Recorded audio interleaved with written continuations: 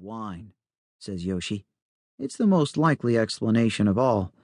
Sensei's dokudami wine smells like rotten fish, but Onaku would walk up the mountain and back at the promise of a bottle. "Hello, young cockroaches," he calls as he draws closer. "How goes the studying and the practicing? And how is Niya's nose?"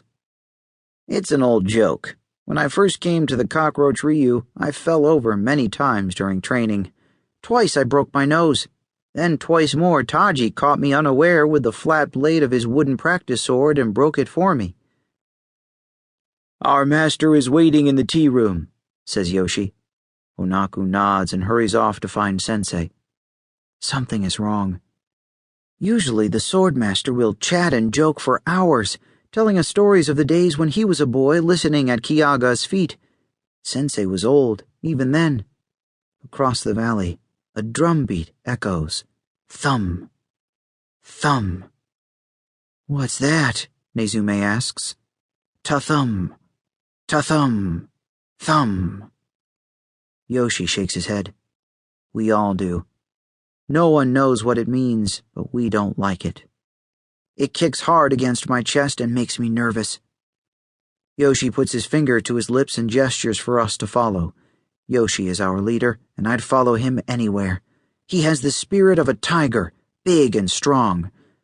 When an earthquake rolled me off the mountain, he climbed through the darkness to rescue me. Yoshi pads noiselessly to the tea room. Crouching low behind Sensei's row of potted bonsai trees, he places his ear against the wall. We copy him, one by one. The wall is made of thin rice paper, so it's easy to hear every word. "You were right, Ki-Yaga," Onaku says with a sigh. "It has happened just as you said it would."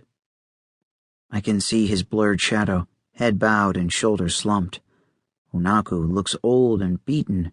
The swordmaster is strong, and his spirit is tougher than twice-folded steel. What could make him clutch his head in his hands? "Yes, sometimes I really wish to be wrong."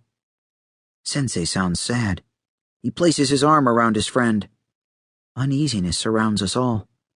Things that were once solid are now wavering, hard to grasp.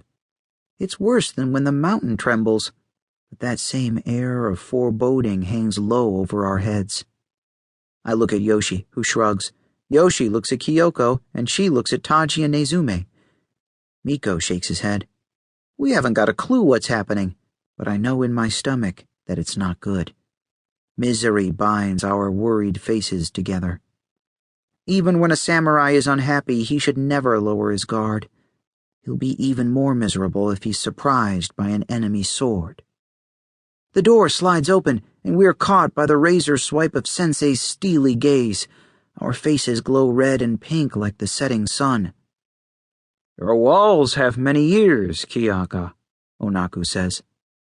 Sensei's face is like my calligraphy homework, impossible to read. "What have you heard?" he asks. Everything, Yoshi mumbles. We look at the ground, hiding our sunset faces. Yoshi scuffs his sandals in the dirt. It was my idea. I'm responsible. "Excellent." Sensei claps his hands. "A samurai must be a good listener. It gives him an edge even sharper than his sword. Now, Niya, how should a samurai listen?" Our teacher always asks me the hardest questions. He says my brain needs more exercise than my leg, but I know this one because Taji taught me earlier. A samurai should listen with his eyes and see with his ears. Sensei grins, first at me, then Taji. Finally, his smile collects us all. He's pleased because we are working together. Last year, our team won the Samurai Trainee Games. Before that, everyone laughed at us. Miko with his one arm, blind Taji, Yoshi, who refused to fight. Me with my one leg, and Nezume, who ran away from the cruel dragon master to live like an animal in the forest. They laughed at Kyoko most of all. Freak girl, they jeered, pointing at her white hair, pink eyes, and 6 fingers and toes. They stopped laughing when we won. We were no longer the students.